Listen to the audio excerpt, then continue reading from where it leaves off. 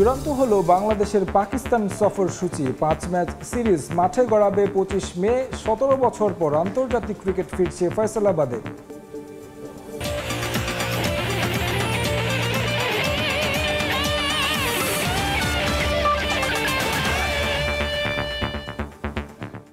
বিশ্বের নানা প্রান্তের খেলাধুলার খবর নিয়ে আমাদের নিয়মিত আয়োজন খেলার সময়, আর এই আয়োজনে আপনাদের সঙ্গে আছি আমি তারেক হাসান শিমুল। এই মুহূর্তে চট্টগ্রাম বীরশ্রেষ্ঠ flight lieutenant Motiur Rahman cricket স্টেডিয়ামে আছেন রিপোর্টার সাব্বির মিথুন। সরাসরি যাচ্ছি তার কাছে। মিথুন, চট্টগ্রাম টেস্টের লাগাম এখন পুরোপুরি বাংলাদেশের হাতে। ব্যাটারদের কাছ থেকে যেরকমটা প্রত্যাশা ছিল তারা তেমনটাই করেছে। কৃতিত্ব দিতে হবে মেহেদী হাসান মিরাজকে। সকাল থেকে যে ওভারকাস্ট কন্ডিশন ছিল সেখান থেকে বাংলাদেশকে যে একটা ঝুঁকিপূর্ণ অবস্থা বা ব্যাটারদের যে বড় দায়িত্ব নেওয়ার কথা ছিল বা নেওয়া উচিত ছিল, মেহেদী হাসান মিরাজ সেটা পুরোপুরি করে দেখিয়েছেন। নিজের ২০০০ রান পূরণ করেছে টেস্টে। তবে আজকের দিনের শুরুতে একটা জীবনও পেয়েছেন। জিম্বাবুয়ের উইকেট ফ্লিপার তার বলের ক্যাচ ড্রপ করার কারণে কিন্তু মেহেদী হাসান মিরাজের ৮৯তম ওভারে সেখান থেকে হয়তো তার আউট হতে পারতো, তবে সেখান থেকে সে ঘুরে দাঁড়িয়েছেন। পরে তাইজুল আউট হলেও মেহেদী হাসান মিরাজ কিন্তু এখন পর্যন্ত ক্রিজে রয়ে গেছেন। প্রথম সেশনের খেলা শেষ হয়েছে। বৃষ্টির কারণে ৩ ওভার আগেই খেলা প্রথম সেশনের সমাপ্তি টানেন আম্পায়াররা। তবে সেখান থেকে এখন রোদ অনেকটা এখানে আছে এবং বৃষ্টিও ছিটে ফোটা থাকলেও তবে তা হয়তো কিছুক্ষণের মধ্যেই থেমে যাবে। অর্থাৎ প্রথম সেশনের যে বিরতি, লাঞ্চ বিরতি শেষেই নির্ধারিত সময় হয়তো এই টেস্ট আবারও মাঠে গড়াবে, যদি না বৃষ্টি আবারও আসে। শেষ ২ দিনেও কিন্তু আমরা এই ধরনের আবহাওয়া দেখেছি, যেখানে মেঘের আসা যাওয়া ছিল, তবে বড় ধরনের বৃষ্টি হয়নি। প্রথম সেশনের শুরুর দিকে বাংলাদেশ ৩০০ রান পার করার পরে খেলা কিছুক্ষণ বন্ধ ছিল, যদিও বৃষ্টি খুব একটা বেশি ছিল না। তবে সেই মেঘাচ্ছন্ন পরিবেশে হয়তো আশা করেছিল জিম্বাবুয়ে যে তাদের পেসাররা একটা ভালো কিছু করে দেখাতে পারবে, তবে পেসাররা ভালো কিছু করে দেখাতে পারেনি। বাংলাদেশি ব্যাটাররা দাপট দেখিয়েছেন। তাইজুল ইসলাম আউট হওয়ার পরে তানজিম সাকিব কিন্তু মেহেদী হাসান মিরাজকে দারুণ সঙ্গ দিয়েছেন এবং এই উইকেটে জিম্বাবুয়ের বোলাররা তাকে খুব একটা পরীক্ষা নিরীক্ষায় ফেলতে পারেনি এবং এখন পর্যন্ত সে দারুণভাবেই ব্যাট করছেন এবং তাতে বাংলাদেশ ৭মবারের মতন জিম্বাবুয়ের বিপক্ষে ৪০০-র বেশি রান করলো এবং এই বছরে যা কিনা প্রথম। এর আগে পাকিস্তানের বিপক্ষে রাওয়ালপিন্ডিতে বাংলাদেশ ৪০০-র বেশি অর্থাৎ ৫০০-রও বেশি রান করেছিল। এখন এই টেস্টে বাংলাদেশ বর্তমানে যে অবস্থানে আছে সেখান থেকে এই টেস্ট হারাটা আসলে বাংলাদেশের পক্ষে বাংলাদেশের ম্যাচ হাতছাড়া হওয়ার মতন কিছু একটা। মূলত এখন বাংলাদেশের নিয়ন্ত্রণে যেহেতু আছে, যদি বৃষ্টি না হয়, খুব বেশি সেশন যদি ভেসে না যায়, এই টেস্টে বাংলাদেশের জয়টাই প্রত্যাশিত। কারণ যেমনটা জানেন, তৃতীয় দিন চলছে সাগরিকায়, এই উইকেট আরও ভাঙবে। স্পিনাররা হয়তো ডোমিনেট করবে, যেটা প্রথম সেশনে ওইভাবে আমরা দেখিনি। তবে বাংলাদেশি স্পিনারের যেখানে ৩ জন পুরোদস্তুর স্পিনার রয়েছে, তাদের জন্য এই উইকেটটা একটা পারফেক্ট মঞ্চ, যেখানে ভালো কিছু করে দেখানো যাবে কিংবা উইকেট পাওয়াটা তাদের জন্য সহজ হবে। চতুর্থ ইনিংসে বাংলাদেশের জন্য সেই পরীক্ষাটা কঠিন হবে। তবে প্রথম ইনিংসে বাংলাদেশ যেভাবে লিডটা বড় করছে, তাতে এই লিডটাই হয়তো এই ম্যাচের ফলাফল নির্ধারণে গুরুত্বপূর্ণ হয়ে দাঁড়াতে পারে। এখন দেখার বিষয়, মেহেদী হাসান মিরাজ তার সেঞ্চুরিটা পূরণ করতে পারে কিনা, কিংবা বাংলাদেশ প্রথম ইনিংসে লিডটাকে কতটুকু বড় করতে পারে। আমার কাছে সাগরিকা টেস্ট নিয়ে এখন পর্যন্তই ছিল সবশেষ। চট্টগ্রাম থেকে সরাসরি যুক্ত হয়েছিলেন সহকর্মী সাব্বির মিথুন, জানাচ্ছিলেন বাংলাদেশ এবং জিম্বাবুয়ে টেস্টের সবশেষ খবর। পূর্ব নির্ধারিত বাংলাদেশের বিপক্ষে ৫ ম্যাচের টি-২০ সিরিজের সূচি আনুষ্ঠানিকভাবে ঘোষণা করল পাকিস্তান ক্রিকেট বোর্ড। ২৫ ও ২৭ মে ফয়সালাবাদে হবে প্রথম ২ ম্যাচ। বাকি ৩ ম্যাচ অনুষ্ঠিত হবে লাহোরের গদ্দাফি স্টেডিয়ামে। ৩০ মে তৃতীয় টি-২০, ১ ও ৩ জুন হবে বাকি ২ ম্যাচ। এফটিপিতে পূর্ব নির্ধারিত ৩ ওয়ানডে ও ৩ টি-২০-র পরিবর্তে আসন্ন টি-২০ বিশ্বকাপের বিবেচনায় দুই বোর্ড সমঝোতা করে ৫টি টি-২০ ম্যাচ খেলার সিদ্ধান্ত নেয়। সেই সিরিজের সূচি চূড়ান্ত করল ক্রিকেট বোর্ড। ১৭ বছর পর ফয়সালাবাদে ফিরতে যাচ্ছে আন্তর্জাতিক ম্যাচ। সবশেষ ২০০৮ সালে ম্যাচ অনুষ্ঠিত হয়েছিল এই ভেন্যুতে। এই ম্যাচের পর বাংলাদেশে সিরিজ খেলতে আসবে পাকিস্তানও।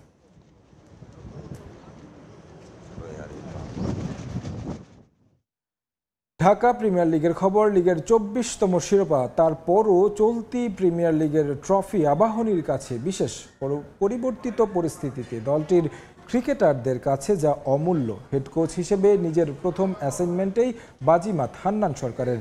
বলছেন, সঠিক পরিকল্পনা কাজে লাগানো, ঠিক সময়ে পেমেন্ট, দল নির্বাচনে মুন্সিয়ানা সবকিছুই আবাহনীর এমন সাফল্যের পেছনের অনুঘটক।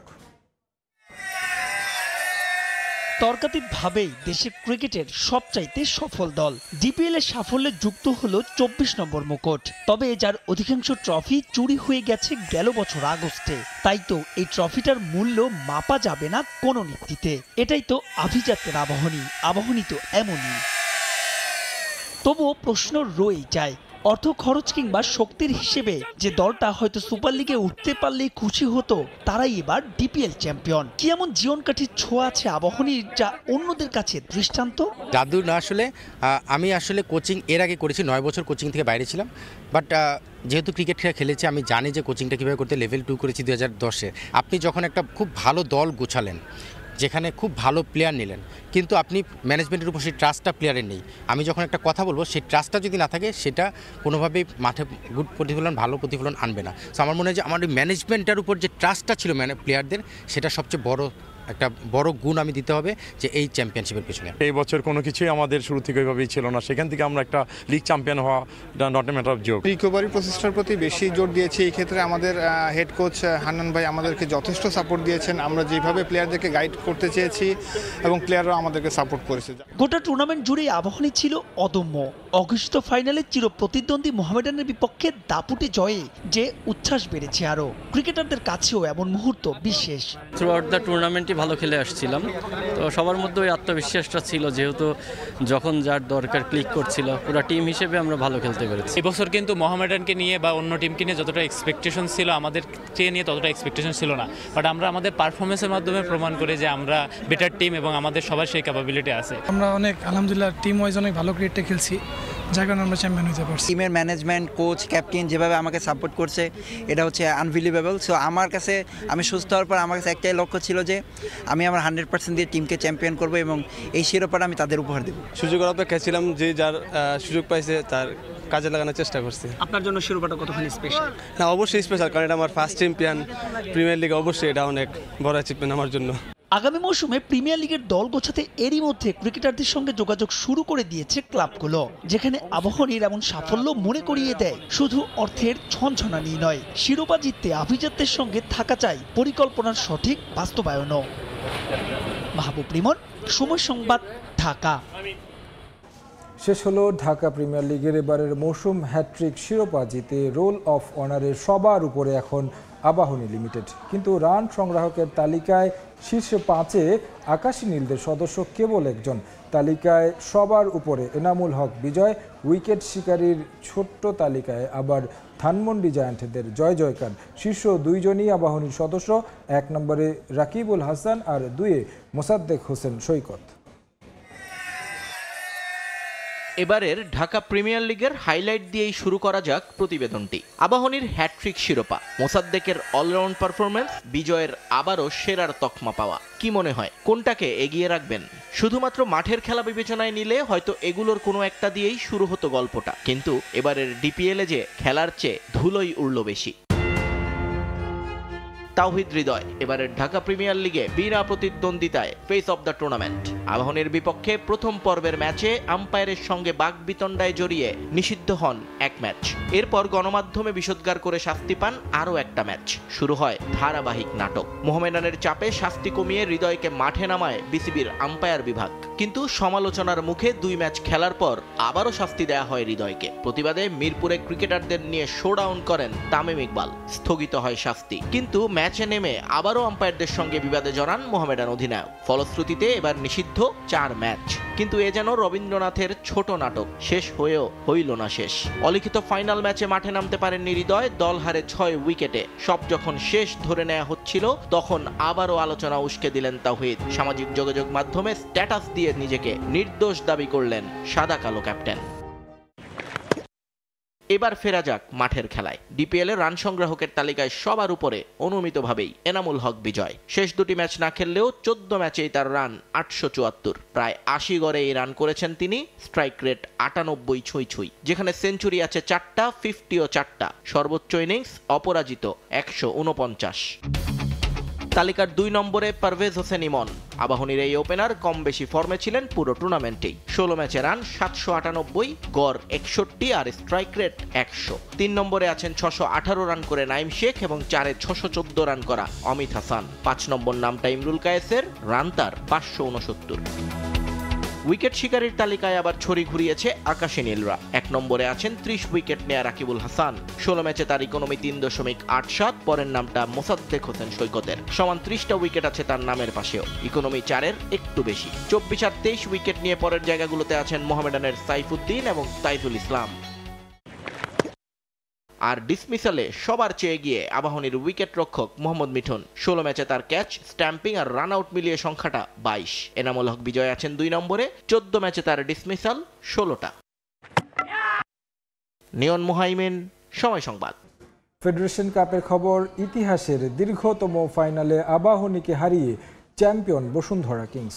আলোক স্বল্পতার কারণে স্থগিত হওয়া ফেডারেশন কাপ ফাইনালের বাকি 15 মিনিটের অমীমাংসিত থাকার ম্যাচ গড়ায় টাই ব্রেকারে, যেখানে আবাহনীকে 5-3 গোলে হারিয়ে টানা দ্বিতীয়বার ফেডারেশন কাপের চ্যাম্পিয়ন হয় বসুন্ধরা কিংস। ওবায়দুল হকের ম্যাচ রিপোর্ট। ইতিহাসের দীর্ঘতম ফাইনালের সাক্ষী হলো ময়মনসিংহবাসী। জেলা স্টেডিয়ামে নাটকীয়তায় ভরপুর শ্বাসরুদ্ধকর ফেডারেশন কাপের এই ফাইনালে টাই ব্রেকারে আবাহনীকে 5-3 গোলে হারিয়ে শিরোপা জয়ের উল্লাসে মাতে বসুন্ধরা কিংস। আলোক স্বল্পতার কারণে গেল 22 এপ্রিলের স্থগিত হওয়া ম্যাচের শেষ 15 মিনিট খেলতে মাঠে নামে দুদল। আবাহনীর বিপক্ষে 10 জনের দল নিয়ে মাঠে নামলেও দারুণভাবে প্রতিরোধ গড়ে তোলে বসুন্ধরা কিংস। খর্বশক্তির বসুন্ধরাকে পেয়েও সুবিধা আদায় করতে পারেনি আকাশী নীল। ম্যাচটি শেষ পর্যন্ত গড়ায় টাই ব্রেকারে। পেনাল্টি শুটআউটে বসুন্ধরার হয়ে প্রথম শটেই স্কোর করেন জোনাথন ফার্নান্দেজ। রাফায়েল অগস্তুর গোলে সমতায় ফেরে আবাহনী। দ্বিতীয় শটে মোরসালিন কিংসের হয়ে স্কোর করলেও ব্যর্থ হয়েছেন এমেকা। তার তড়িঘড়ি করে নেওয়া শট নিদারুণ দক্ষতায় রুখে দেন মেহেদী হাসান শ্রাবণ। আবাহনী বসুন্ধরা ম্যাচ, সেখানে হট্টগোল হবে না তা কি করে হয়? তৃতীয় শটে তপুর গোলে 3-এ এগিয়ে যায় বসুন্ধরা কিংস। পরের শট মিরাজুল নিতে গেলেই বাধে বিপত্তি। স্পট কিকে মিরাজের পা বল স্পর্শ করার আগেই গোল লাইন থেকে বেরিয়ে আসেন শ্রাবণ। সেটা ঠেকালেও রেফারি দেন ফাউলের বাঁশি। তৈরি হয় উত্তেজনা। ডাগ আউট ছেড়ে বসুন্ধরা কিংসের ফুটবলার ও অফিসিয়ালরা ঢুকে পড়েন মাঠে। রেফারির সঙ্গে কিংস গোলরক্ষক কোচের বাকবিতণ্ডা, অতঃপর হলুদ কার্ড। সাময়িক উত্তেজনায় ম্যাচ কিছুক্ষণ বন্ধ থাকলেও শেষ পর্যন্ত আর ভাগ্য সহায় হয়নি আবাহনীর। মিরাজুল গোল পেয়েছেন ঠিকই, কিন্তু কিংসের সবার নিখুঁত ফিনিশিংয়ে চতুর্থ ফেডারেশন কাপ নিশ্চিত করেই মাঠ ছাড়ে ভেলেরিউতি তার দল। ওবায়দুল হক, সময় সংবাদ, ময়মনসিংহ। এদিকে আগে থেকেই টাই ব্রেকারের প্রস্তুতি ছিল বলেই ফেডারেশন কাপের টানা দ্বিতীয় শিরোপা জেতা সম্ভব হয়েছে বলে মনে করেন বসুন্ধরা কিংস ফুটবলাররা। অন্যদিকে আক্ষেপ থাকলেও পেনাল্টি মিসকে খেলার অংশ হিসেবে দেখছে আবাহনী অধিনায়ক হৃদয়। এদিকে দর্শকদের স্বতঃস্ফূর্ত উপস্থিতির জন্য ভবিষ্যতে ময়মনসিংহে আন্তর্জাতিক ম্যাচ আয়োজনের ভাবনা আছে বাফুফের। আবাহনীর বিরুদ্ধে মধুর প্রতিশোধ বসুন্ধরা কিংসের। ফেডারেশন কাপের প্লে অফ রাউন্ডে পেনাল্টি শুটআউটে আকাশী নীলদের কাছে হেরেছিল কিংস। সেই স্পট কিকে এবার তাদের হারিয়ে ফেড কাপের চতুর্থ শিরোপা ঘরে তুলল ভ্যালেরিউতি তার দল। স্থগিত হওয়া ফাইনালে মাত্র 15 মিনিট আবাহনীকে আটকাতে পারলেই ম্যাচে 50-50 চান্স। 10 জনের বসুন্ধরা কিংস এই মাইন্ড সেট নিয়েই মাঠে নামে লড়াইয়ের। খর্বশক্তির প্রতিপক্ষ পেয়েও কাজে লাগাতে ব্যর্থ মারুফুল বাহিনী। তবে পরিকল্পনা থাকায় স্পট কিকে ঠিকই বাজিমাত করেছে বসুন্ধরা। 15 মিনিট খেলা ছিল, আমরা প্রিপারেশন নিয়ে আসছিলাম যে খেলা ট্রাইব্রেকারে যেতে পারে, তো ওইরকম ভাবে কোচের টেকটিক্স অনুযায়ী আমরা প্রস্তুতি নিয়ে আসছি। তো আলহামদুলিল্লাহ কোচের টেকটিক্স অনুযায়ী আমরা সফল হয়েছি। একটা সিজনে আপস অ্যান্ড ডাউন হতেই পারে, তারপর আমরা 2টা ট্রফি জিতেছি। এটা আমি মনে করি আমাদের কোচিং স্টাফ এবং টিমের সকল মেম্বারদের জন্য এটা অনেক পজিটিভ ব্যাপার। গেল কয়েক বছর ধরে আবাহনী বসুন্ধরা ম্যাচ মানেই যেন বাড়তি উত্তেজনা। স্বাভাবিকভাবে তাই ফাইনালের ফলাফল প্রভাব ফেলে ফুটবলারদের মাঝে। যদিও শিরোপা হাতছাড়া হওয়ায় বিষয়টি স্বাভাবিকভাবেই নিচ্ছেন আবাহনী ফুটবলাররা। ট্রাইব্রেকারে যে কোনো সিচুয়েশনে যে কোনো একটা কিছু হতে পারে, তো আল্লাহ যেটা কপালে লিখে রাখছিল সেটাই হয়েছে। ফাইনাল তো ফাইনালের মতোই হয়, যেহেতু লাস্ট যে দিন আমরা ম্যাচটা খেলেছি হয়তোবা আলোর কারণে বাকি 15 মিনিট হয় নাই, তো ওই দিন খেললে হয়তো বা কিছুটা অ্যাডভান্টেজ আরও ভালো থাকতো আমাদের জন্য। এদিকে মাত্র 15 মিনিটের ম্যাচ হলেও স্টেডিয়ামে ছিল দর্শকের সরব উপস্থিতি। ময়মনসিংহের দর্শক বরাবরই ফুটবলের জন্য অন্তপ্রাণ, আর তাই এই জেলা স্টেডিয়াম সংস্কার করে কিভাবে এখানে আন্তর্জাতিক ম্যাচ আয়োজন করা যায় তা নিয়ে ভাবছে বাফুফে। চিটাং মাঠ, সিলেট মাঠ, ময়মনসিংহ মাঠ, নীলফামারী মাঠ এগুলো নিয়ে আস্তে আস্তে আমরা কাজ শুরু করেছি এবং এই সমস্ত মাঠে আগামীতে ভালো ভালো ইন্টারন্যাশনাল ম্যাচ হবে। যে সমস্ত ত্রুটি আছে মাঠের, সে সকল ত্রুটি আমাদের সভাপতির নেতৃত্বে আমরা সমাধান করার চেষ্টা করব। তবে বাফুফে চাইলেও এনএসসির সুনির্দিষ্ট পরিকল্পনা না থাকলে ময়মনসিংহ জেলা স্টেডিয়ামকে আন্তর্জাতিক মানে উন্নীত করা সম্ভব হবে না। এস এম ইকবাল, সময় সংবাদ। রিয়াল মাদ্রিদের ইনজুরির তালিকা দীর্ঘ হচ্ছে। এবার চোটের জন্য ছিটকে গেলেন ডিফেন্ডার ফারল্যান্ড মেন্ডি।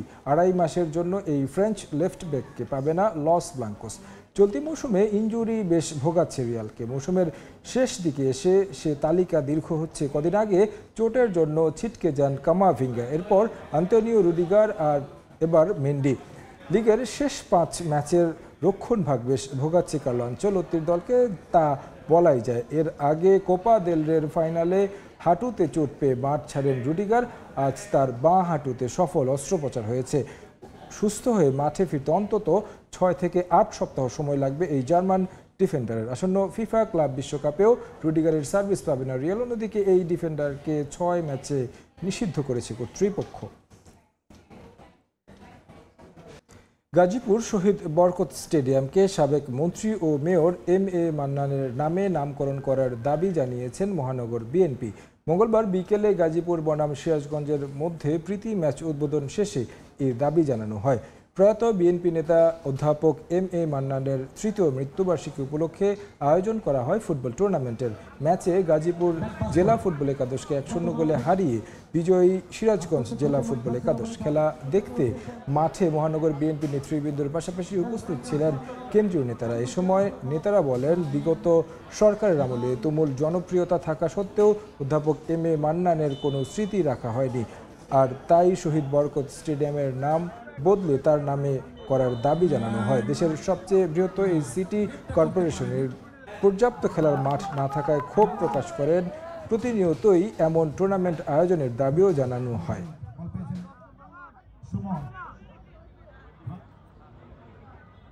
গাজীপুরবাসীর যে চাওয়া এবং যারা এই স্টেডিয়ামকে লালন করে, এই স্টেডিয়ামকে যারা এই খেলায় মেতে রাখে, তাদের পক্ষ থেকে ঘোষণা করা হয়েছে এই স্টেডিয়ামের নাম হবে অধ্যাপক এম.এ. মান্নান স্টেডিয়াম। এখানে অনেক ধরনের লোকজন আছে, এখানে যেমন ভালো মানুষও আছে, এখানে ওই মাদক ব্যবসায়ীদের ইয়েটাও বেশি। তো সেখান থেকে আমরা চেষ্টা করছি সমাজটাকে রক্ষা করার জন্য। এই ব্যাপারে বিএনপির সকল নেতৃবৃন্দ তৎপর আছি আমরা। খেলার সময়ের শীর্ষ সংবাদগুলো জানিয়ে দিচ্ছি আরেকবার।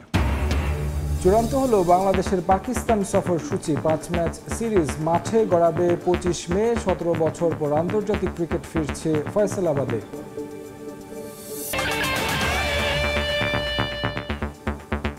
এ ছিল খেলার সময় এখনকার আয়োজন। সঙ্গে থাকুন সময়।